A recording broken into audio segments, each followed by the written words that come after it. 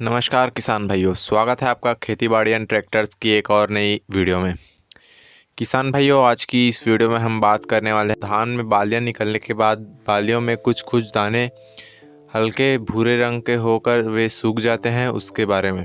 किसान भाइयों, कई किसान भाई यह सोचते हैं कि यह गंधी बग कीट का प्रकोप है और इससे हमारी धान की फसल को ज़्यादा नुकसान नहीं होगा। वे किसान भाई भ्रम में रहते हैं और इस बीमारी से आपकी धान की फसल बहुत ही ज़्यादा नष्ट हो सकती है और आपको बहुत ही ज़्यादा नुकसान हो सकता है। तो किसान भाइयों, आज की इस वीडियो में हम इस रोग के बारे में पूरी डिटेल जानकारी देंगे और साथ ही आपको बताएंगे कि आप इस बीमारी के लिए किस प्रकार की दवाई का स्प्रे कर सकते हैं और किस प्रकार से अपनी खेत में देखरेख कर सकते हैं। तो किसान भाइयों, वीडियो को अंत तक देखिएगा और जो किसान भाई हमारे चैनल पर पहली बार आए हैं और हमारे चैनल को सब्सक्राइब नहीं किया है, वे चैनल को सब्सक्राइब कर लें और साथ ही बेल आइकन को ऑल पर क्लिक कर लें, जिससे हमारे आने वाली वीडियोस की नोटिफिकेशन आप तक पहुंचती रहे और आपको नई नई जानकारियाँ प्राप्त हो सके।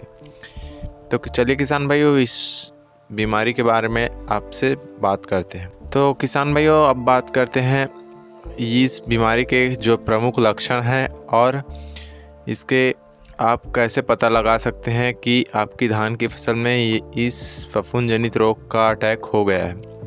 तो किसान भाइयों, आप इस वीडियो में देख पा रहे होंगे कि धान की बालियां निकल चुकी हैं और धान में की बालियों में कुछ दाने थोड़े हल्के पीले भूरे रंग के हैं।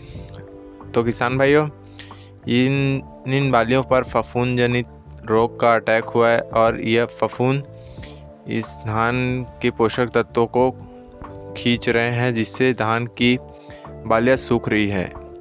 किसान भाइयों, कुछ किसान भाई यह सोचते हैं कि यह गंधी बग कीट ने इसके दूध को पी लिया है, तो इसलिए यह धान सूख गया है। तो आप भ्रम में मत रहें और आप कुछ जगहों पर यह निरीक्षण करें कि अगर वहाँ की बालियों में कुछ दाने सूख रहे हैं तो उसके आसपास आपको गंधी बग कीट अवश्य ही मिल जाएंगे। और अगर आपकी धान की बालियों में गंधी बग कीट नहीं दिखाई दे रहे हैं तो आप समझ जाइए कि आपकी धान की फसल में फफूंद जनित रोग का अटैक हो रहा है।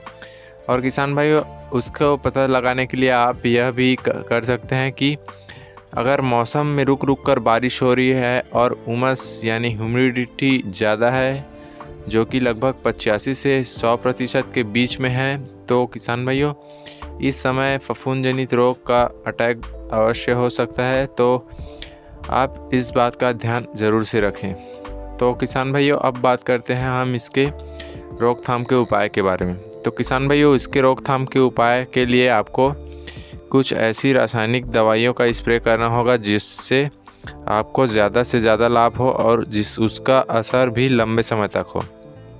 तो किसान भाइयों, उसके लिए हम आपको टेक्निकल नेम ही बताने वाले हैं और अगर आप उस टेक्निकल नेम से बनी हुई कोई भी कंपनी की दवाई का भी उपयोग करते हैं तो आपको ज़रूर से ज़रूर लाभ होगा। किसी भी प्रकार के फंगस जनित बीमारियों के लिए आप इस दवाई का उपयोग कर सकते हैं और इससे आपकी धान की बालियों में जो दाने सूख रहे हैं वे भी नहीं सूखेंगे। तो किसान भाई, उसके लिए आप हेक्साकोनाजोल 5% और वैलेडामाइसिन 2.5% ऐसी से बनी हुई दवाइयों का स्प्रे कर सकते हैं। और किसान भाइयों, आप इस दवाई का स्प्रे करने के बाद आपको लगभग 4 से 5 दिनों में इसका असर दिखना शुरू हो जाएगा। तो आप इस दवाई का स्प्रे करके ज़रूर अपने धान की फसल को बचा ले और अपने धान की फसल से अच्छा उत्पादन ले। तो किसान भाइयों, आशा करता हूँ कि आपको यह जानकारी अच्छी लगी होगी और अगर आपको यह जानकारी अच्छी लगी है तो वीडियो को लाइक ज़रूर करें और साथ ही अपने साथी किसान भाइयों के पास इस वीडियो को शेयर करना मत भूलिएगा।